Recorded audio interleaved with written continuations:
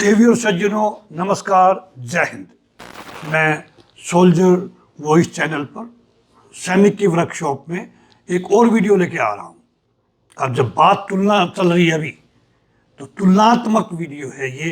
नरेंद्र मोदी जी के नेतृत्व में भाजपा सरकार 2014 से 2024 का परफॉर्मेंस बनाम कांग्रेस शासन 2004 से 2014। दोस्तों, इस पे हम बात करेंगे। आर्थिक विकास, बीजेपी के अधीन भारत ने महत्वपूर्ण आर्थिक विकास देखा है और $5 ट्रिलियन की अर्थव्यवस्था बनने की दिशा में देश बढ़ रहा है, जबकि कांग्रेस को कई भ्रष्टाचार घोटालों का सामना करना पड़ा, जिसने आर्थिक प्रगति को अवरुद्ध किया। बुनियादी ढांचा विकास, बीजेपी ने इंफ्रास्ट्रक्चर विकास पर ध्यान केंद्रित किया, जैसे भारतमाला परियोजना, जबकि कांग्रेस ने प्रमुख इंफ्रास्ट्रक्चर परियोजनाओं को आगे बढ़ाने में कठिनाइयों का सामना किया। जहां 6 किलोमीटर रोड रोज का बनता था, आज 26 किलोमीटर रोड रोज का बनने की एवरेज आ गई है। आप अंदाजा लगा लिए। विदेशी संबंध, मोदी के अधीन बीजेपी ने विदेशी संबंधों में बहुत सुधार किया और भारत को वैश्विक मंच पर ले जाकर के अग्रिम पंक्ति में खड़ा कर दिया है, जबकि कांग्रेस को विदेश नीति के संचालन के लिए कटुता मिली थी उनके टेन्योर में। डिजिटल इंडिया, भाजपा ने डिजिटल पहल और ई गवर्नेंस को बढ़ावा देने में महत्वपूर्ण प्रगति की है दोस्तों, जबकि कांग्रेस इस क्षेत्र में पिछड़ गई थी। उनके विजन में ही ये पॉइंट नहीं थे। कौशल विकास, बीजेपी ने कौशल विकास पर ध्यान दिया है, जैसे कौशल भारत जैसी योजनाएं, जबकि कांग्रेस का इस क्षेत्र पर ध्यान सीमित था। भ्रष्टाचार सबसे बड़ी कैंसर थी। बीजेपी ने भ्रष्टाचार, उस कैंसर के खिलाफ मजबूत स्थान लिया है। प्रयास किए खत्म करने का और करप्शन फ्री एडमिनिस्ट्रेशन देने का, जबकि कांग्रेस के शासन के दौरान कई भ्रष्टाचार घोटाले हुए। मैं गिनती करने लगूंगा, बहुत लंबी लिस्ट है, समय लग जाएगा, कोई फायदा नहीं है। स्वच्छता, बीजेपी की स्वच्छ भारत अभियान ने स्वच्छता में महत्वपूर्ण परिवर्तन लाए हैं, जो कांग्रेस के शासन के दौरान उन पर ध्यान ही नहीं था। दोस्तों, मेक इन इंडिया, बीजेपी ने विनिर्माण और रोजगार सृजन को बढ़ावा देने के लिए मेक इन इंडिया अभियान पर ध्यान केंद्रित किया। आपके सामने रिजल्ट है। हमारी डिफेंस प्रोडक्शन की जो इंडस्ट्रीज लगी है, उससे हजारों करोड़ का हमने एक्सपोर्ट किया है, जबकि कांग्रेस के पास इससे संबंधित कोई प्रयास ही नहीं किया। कांग्रेस ने रक्षा सुधार, reforms in defence forces, BJP ने भारतीय रक्षा बलों को सुधारने पर ध्यान केंद्रित किया है, जबकि कांग्रेस के शासन के दौरान रक्षा खरीदारी में देरी और अक्षमताओं का सामना करना पड़ता था। हथियार खरीदने में रिश्वतखोरी के कई मामले सामने आए थे। वन पेंशन देकर के सैनिकों का मनोबल बढ़ाया है। स्वास्थ्य सेवाएं, बीजेपी ने लाखों लोगों को स्वास्थ्य सेवाओं तक पहुंचाने के लिए आयुष्मान भारत इतनी बड़ी स्कीम लेके आए हैं, जबकि कांग्रेस की स्वास्थ्य योजनाओं में इस प्रकार की समग्र कार्रवाई दिखाई नहीं दी गई। हमने जीएसटी इंट्रोडक्शन, बीजेपी ने सेवा कर को काम करने के लिए लागू किया है। सभी टैक्सों को मिला करके एक जीएसटी उन्होंने लगाया है। एक कदम जो कांग्रेस के शासन के दौरान नहीं इसको लागू कर पाए थे। आज हर महीने 1.70 करोड़ जीएसटी इकट्ठा हो रहा है, जो विकास कार्यों में लग रहा है दोस्तों। इसके पहले के आंकड़े बहुत कम थे। ग्रामीण विकास, रूरल डेवलपमेंट में बीजेपी की योजनाएं जैसे प्रधानमंत्री आवास योजना, ग्रामीण विकास पर केंद्रित किया है इन्होंने, जबकि कांग्रेस की ग्रामीण विकास योजनाएं चुनौतियों का सामना कर रही थी और वो बहुत स्लो चल रही थी।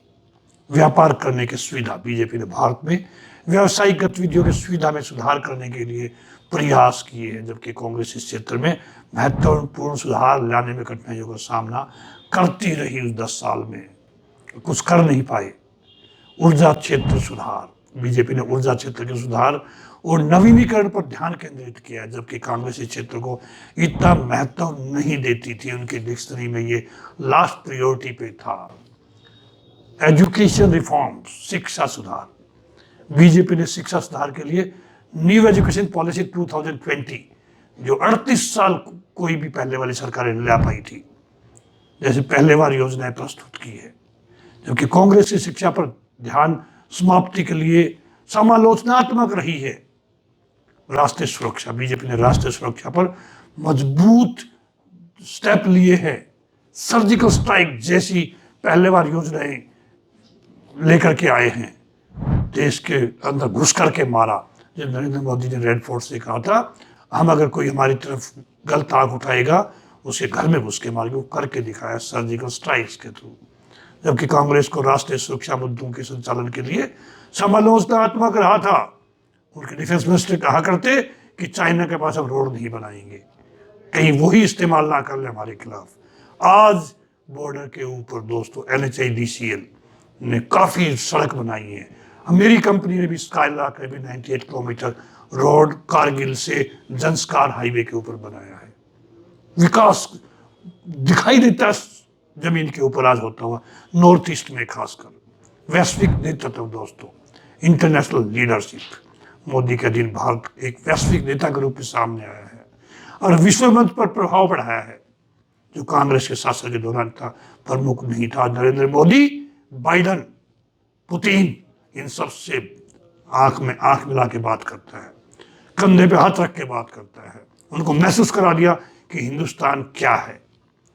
पर्यटन को बढ़ावा भी दोस्तों भाजपा ने बहुत दिया है। अतुल्य भारत जैसी पहल के माध्यम से पर्यटन को बढ़ावा देने पर ध्यान दिया है, जबकि इस क्षेत्र में कांग्रेस के प्रयास उतने प्रमुख नहीं थे। पर्यावरण संरक्षण बहुत बड़ी समस्या है दोस्तों। मैंने भी इस पे पुस्तक लिखी, save the planet, how we can contribute. Bhajpa ने पर्यावरण संरक्षण के लिए स्वच्छ गंगा परियोजना जैसी पहल शुरू की है, जबकि इस क्षेत्र में कांग्रेस के प्रयासों की प्रभावशीलता की कमी रही है।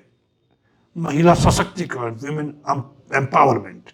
भाजपा ने महिलाओं को सशक्त बनाने के लिए बेटी बचाओ बेटी पढ़ाओ जैसी योजनाएं शुरू की है, जबकि क्षेत्र में कांग्रेस के प्रयास उतने व्यापक नहीं थे दोस्तों।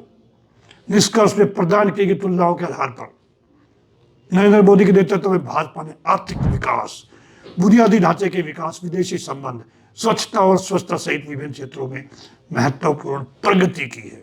सरकार ने कई परिवर्तनकारी पहल और सुधार किए हैं दोस्तों, जिन्होंने भारत को एक वैश्विक खिलाड़ी के रूप में स्थापित किया और देश को $5 ट्रिलियन की अर्थव्यवस्था बनाने की राह पर अग्रसर किया है। दूसरी ओर कांग्रेस पार्टी को 2004 से 2014 तक अपने शासन के दौरान चुनौतियों का सामना करना पड़ा। इसमें भ्रष्टाचार के घोटाले और आर्थिक विकास, बुनियादी ढांचे के विकास और विदेशी संबंधों जैसे प्रमुख क्षेत्रों में धीमी गति से काम किया। वो हमारे सबके सामने है। भारत को विश्व गुरु की स्थिति में मार्गदर्शन करने और वैश्विक समुदाय में अग्रणी होने के स्तर में नरेंद्र मोदी के नेतृत्व में भाजपा ने सुधारों, विकास और वैश्विक जुड़ाव के प्रति मजबूत प्रतिबद्धता दिखाई है।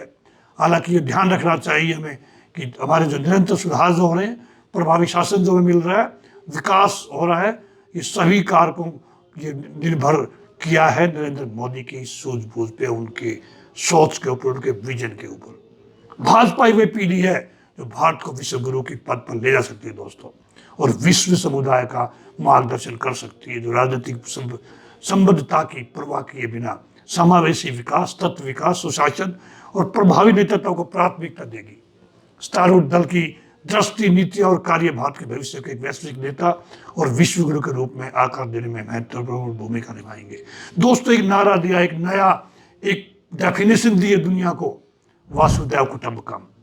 नरेंद्र मोदी जी ने प्रयास किया, महसूस कराया पूरी दुनिया को, क्यों ना इकट्ठे हो जाए। ये खून खच्चर यूक्रेन रशिया का युद्ध, पैलेस्टाइन इजराइल का युद्ध क्यों न बंद हो। पूरी दुनिया नरेंद्र मोदी जी की तरफ देख रही है कि इन युद्ध को अगर कोई बंद करवा सकता है, विश्व में शांति स्थापित कर सकता है, तो एक ही लीडर है दोस्तों, वो है नरेंद्र मोदी जी, भारत के प्रधानमंत्री। मौका है आपको एक बार फिर उनको तीसरी बार प्रधानमंत्री की प्रधान सेवक की कुर्सी पर बैठाने का। आप खुद महसूस कीजिए, उनके 10 साल और कांग्रेस के 10 साल में कितना अंतर है दोस्तों, रात दिन का अंतर है। मैं आपसे निवेदन करता हूं, अगेन आने वाले लोकसभा के जनरल इलेक्शन हैं, इनमें आप अपने परिवार, यारों, दोस्तों, सहयोगियों को लेकर के भाजपा के पक्ष में मतदान करें और भाजपा को 407 से ज़्यादा सीटें दिलवाएं, ताकि आने वाले समय में और विकास हम देख सकें। हम किस्मत वाले हैं कि हमारे समय में नरेंद्र मोदी जैसा व्यक्तित्व प्रधानमंत्री के रूप में स्थापित है। जय हिंद।